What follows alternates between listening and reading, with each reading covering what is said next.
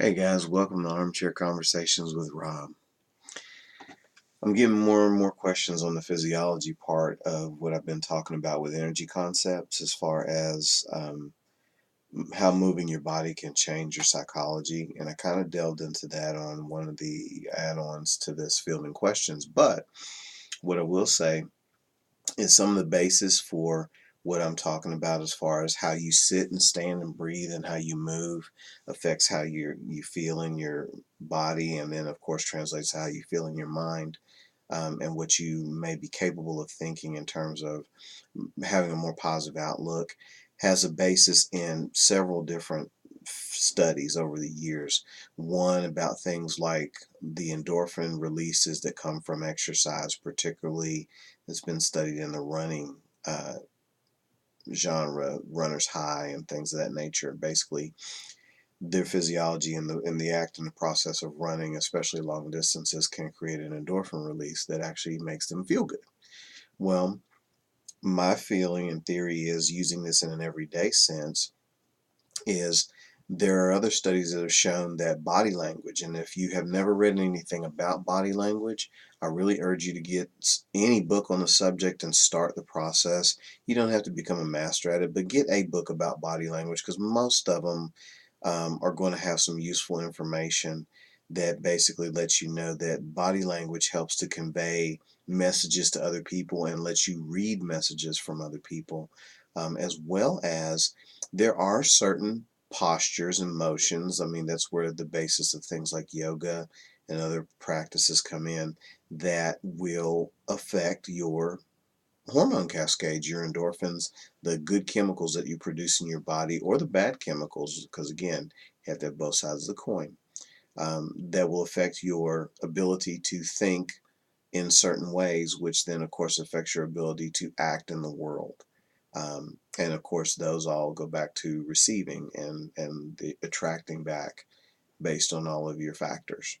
And so, what I'll say is, there are even postures that will all by themselves stimulate hormone production in some ways, maybe massage some of the internal organs, help with developing things like flexibility and muscular strength. Like I say, the basis for yoga. But there are also just everyday postures that will help to enhance your psychology and your physiology from a health standpoint. Like, for example, smiling. Apparently, smiling sends cascades of endorphins into the body if held for certain periods of time. When coupled with happier thoughts, it makes it easier and easier to produce happy thoughts. I was talking a little bit earlier, fielding some other questions about the fact that longevity has effect, and believe it or not, physiology um, has a longevity component, because as you do things in your body and they produce different results that allow your brain to work in different ways and pathways, those things get easier and easier to do and stronger to do. Um, in martial arts, we see this with the way that a person will use certain sounds or motions before, say, doing a break where they're chopping through blocks or wood or breaking ice, that will allow them to click over their brain and click over their body to accomplish the task. Well, I think that it's the same for us. There are postures that naturally help you produce more chemicals. Even in a minute way over time, that has effect.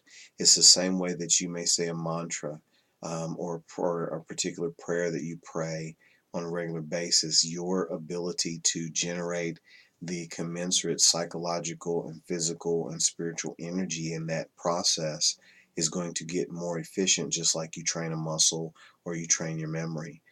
So, again, I wanted to field that question yet one more time and give a little more feedback about it so that people could understand where I'm coming from, and, of course, give me feedback, comments, and share their ideas with me based on what I've said. So, again, your physiology helps with how your brain works, because even the postures that you take and the way you do things elicit certain chemical responses.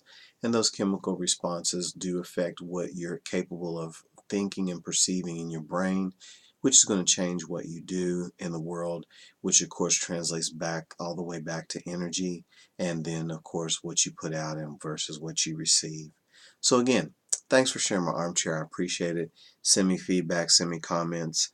Um, Again, if you don't like it, that's what search engines are for those who do subscribe and share the journey with me and teach me something as well as I teach you. Have a great day wherever and whenever you are.